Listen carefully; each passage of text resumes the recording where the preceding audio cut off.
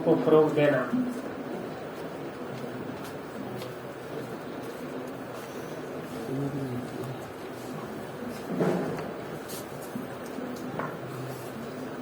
کوئی اندازہ کر سکتا ہے اس کے زور بازو کا، کوئی اندازہ کر سکتا ہے اس کے زور بازو کا، نگاہ مرد مومن سے بدل جاتی ہیں تقدیریں.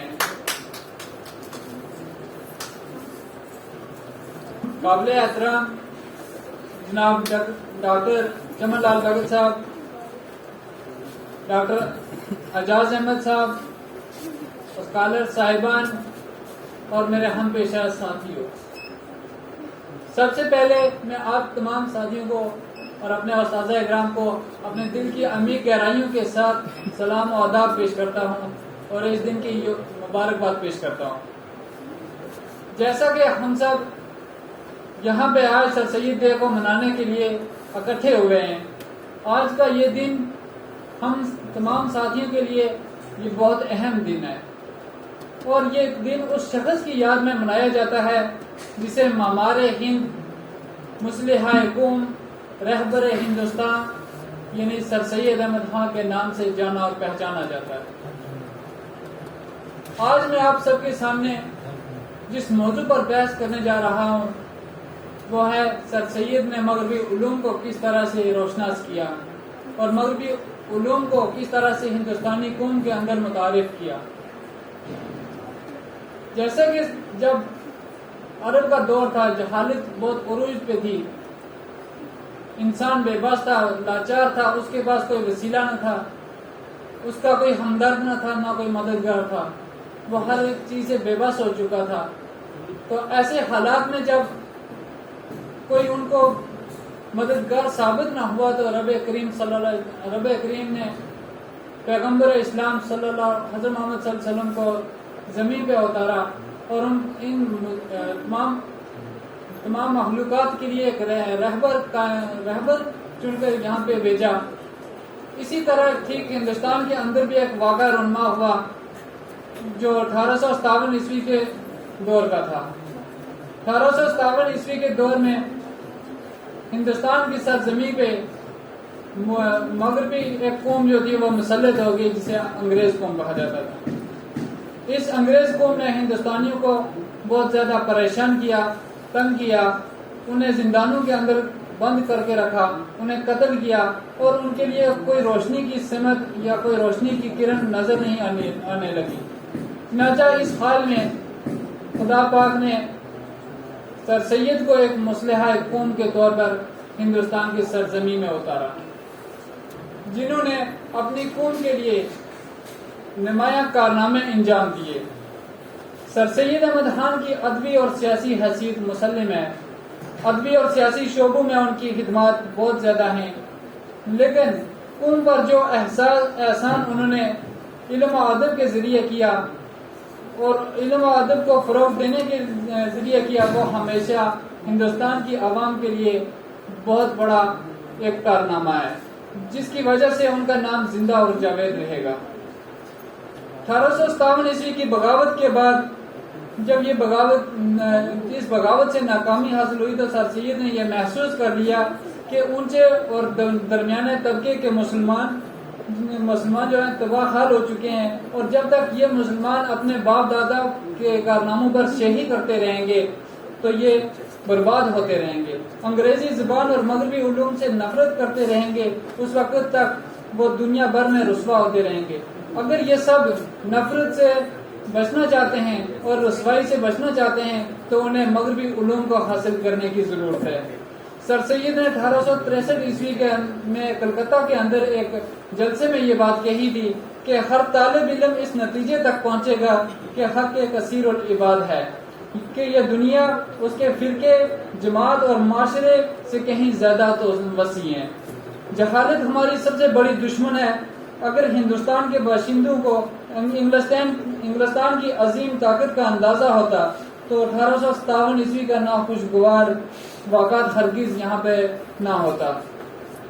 سر سید نے اس بات پر زور دیا کہ کہ قوم کو اپنے ذہن میں وسعت پیدا کرنے کی ضرورت ہے۔ انہوں نے ایک ہی نعرہ بلند کیا کہ تعلیم حاصل کرو، تعلیم حاصل کرو، تعلیم حاصل کرو۔ سر سید احمد خان نے ہندوستان کے بالخصوص مسلمانوں کی زبوں حالی کو دور کرنے کے لیے مغربی علوم کو متعارف کرنے کی کوشش کی۔ انہوں نے مغربی علوم کو متعارف کرنے کے لیے ایک خاکہ تیار کیا۔ ایک طرف اپنے مشن کی آبیاری کے لیے اردو میں رسالہ تہذیب الاخلاق جاری کیا، سائنٹیفک سوسائٹی قائم کی۔ دوسری طرف 5 نومبر 1859 عیسوی کو مدرسہ العلوم کے نام سے ایک مدرسہ قائم کیا، جس میں انہوں نے اپنے تعلیمی مشن کو جاری کیا۔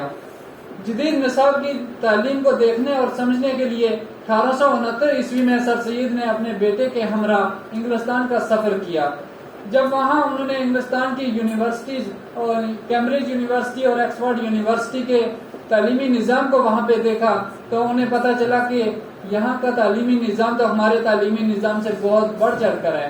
تو ان کے ذہن میں یہ ارادہ ہوا کہ اب ایسی ہی ایک یونیورسٹی، ایک ایسا ادارہ میں اپنے ہندوستان کے اندر قائم کروں گا جس کی وجہ سے ہندوستان کے طلباء کی زندگی بہتر ہو سکے۔ چنانچہ جب وہ واپس آئے تو 1875 عیسوی میں علی گڑھ کے صحرا کے اندر انہوں نے ایک مدرسے کی بنیاد رکھی۔ اس کے بعد 2 جنوری 1877 عیسوی کو وائسرائے لارڈ لیٹن نے محمدن اینگلو اورینٹل کالج کی سنگ بنیاد رکھا۔ اس پتھر پر سر سید نے 3 مرتبہ ضرب لگا کر کہا کہ میں اعلان کرتا ہوں کہ یہ پتھر بالکل درست اور موزوں طرح سے نصب ہو چکا ہے۔ ان کے اعلان کے مطابق آج یہ کالج علی گڑھ مسلم یونیورسٹی کی شکل میں دنیا میں اپنی اعلیٰ تعلیم و تدریس کی مثال ہے اور ہندوستان کی 10 مشہور یونیورسٹیز میں اس یونیورسٹی کا شمار ہوتا ہے اور لاکھوں کروڑوں تعداد میں طلباء کی زندگی کو روشن کیا ہوا ہے۔ سر سید نے مذہب اور سائنس کے درمیان غیر معمولی ہم آہنگی پیدا کی۔ ان کے نزدیک علم و ادب صرف تفریح کا مشغلہ نہیں تھا، بلکہ ان کے لیے یہ چند مخصوص خیالات اور عقائد کے اظہار کا وسیلہ تھا۔ وہ ادب کے مقاصد زندگی کا اعلیٰ کار سمجھتے تھے۔ سر سید کا نقطہ نظر تھا کہ مسلم قوم کی ترقی کی راہ جو ہے وہ اب صرف تعلیم ہی ہے۔ تعلیم کی بدولت ہی ان کی یہ مشکل راہیں جو ہیں وہ ہموار ہو سکتی ہیں۔ انہوں نے مسلمانوں کو یہ مشورہ دیا کہ جدید تعلیم حاصل کرو اور دوسری اقوام کے شانہ بشانہ کھڑے ہوں تک اور دوسری قوم کے مد مقابل آپ کھڑے ہو سکیں۔ انہوں نے محض مشورہ ہی نہیں دیا بلکہ جدید علوم کے حاصل کرنے کے لیے انہوں نے سہولتیں بھی فراہم کی۔ انہوں نے سائنس، جدید ادب اور معاشرتی علوم کی طرف قوم کو راغب کیا اور قوم کی کامیابی کے لیے انگریزی تعلیم کو زینہ قرار دیا تاکہ وہ دوسری قوموں کے برابر درجہ حاصل کر سکیں۔ انہوں نے مراد آباد اور غازی پور کے اندر مدرسے قائم کیے جہاں پر فارسی کے علاوہ انگریزی زبان اور جدید علوم پڑھانے کا بندوبست بھی کیا۔ 1875 عیسوی میں ایک کالج قائم کیا جس میں مغربی علوم کی تعلیم دی گئی۔ 1864 عیسوی میں سائنٹیفک سوسائٹی قائم کی گئی جس کا مقصد یہ تھا کہ مغربی علوم کو ہم ترجمہ کر کے ہندوستانی قوم کے لیے اسے منتقل کر کے ہندوستانی قوم کو ہم آگے بڑھائیں اور انہیں مغربی علوم سے روشناس کرائیں۔ اسی کے ساتھ ساتھ انہوں نے نئی نسل کو انگریزی کی تعلیم حاصل کرنے کے لیے ترغیب کی، نئی نسل مغربی علوم سے متعارف ہو سکے۔ اس سلسلے میں سر سید کی تحریک، جسے ہم علی گڑھ تحریک کے نام سے جانتے ہیں، وہ ایک کڑی حیثیت کی مالک ہے۔ سر سید کے نظریات کی تبلیغ اور مقاصد کی تکمیل میں سب سے اعلیٰ خدمات ان کے رسالے تہذیب الاخلاق نے دیے ہیں۔ سر سید نے اپنی قوم کے لوگوں کے لیے یہ کہا تھا کہ میں ہندوستان کے طلباء کی ایک ایسی تعلیم چاہتا ہوں کہ وہ اس کے ذریعے وہ اپنے حقوق حاصل کر سکیں، اور اگر گورنمنٹ ہمارے حقوق کو ضبط کر لیتی ہے تو ہمارے پاس ایسی تعلیم ہونی چاہیے، ایسی ہائی ایجوکیشن ہونی چاہیے تاکہ ہم اپنے حقوق کے لیے لڑ سکیں۔ اس کے علاوہ سر سید نے یہ بھی کہا تھا کہ جب تک میری قوم کے لوگ انگریزی تعلیم اور انگریزوں کے متعلق اپنا رویہ نہ بدلیں گے، ان کی حالت بہتر نہ ہو سکے گی اور وہ تعلیمی میدان میں ہمیشہ دوسری قوموں سے پیچھے رہ جائیں گے۔ اس لیے انہوں نے اپنی قوم کے لوگوں کو یہ تلقین کی کہ وہ انگریزوں کے متعلق اپنا رویہ بدلیں، کیونکہ انگریز اس وقت یا اس ملک کے حکمراں ہیں، انہوں نے اپنی تحریک کا آغاز اپنی قوم اور انگریزوں کے درمیان میں غلط فہمی کو ختم کرنے سے کیا تھا۔ آخر میں سر سید کے حوالے سے کہ سر سید جیسی شخصیت صدیوں کے اندر پیدا ہوتی ہے اور ایسی شخصیات صدیوں تک اپنا اثر نمایاں چھوڑ جاتی ہے، معاشرے میں نئی تجدید، نئی تحریک اور نئی تعبیر اور علم بردار مدارک باعمل ان میں دوست ہستی سر سید احمد خان جسے کبھی دنیا بھول نہیں سکتی۔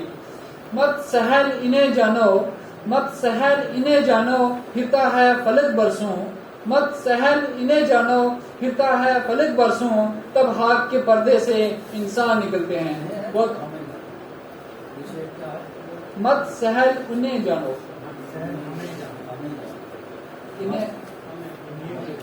مت سہل انہیں جانو پھرتا ہے فلک برسوں، تب خاک کے پردے سے انسان نکلتے ہیں۔ بہت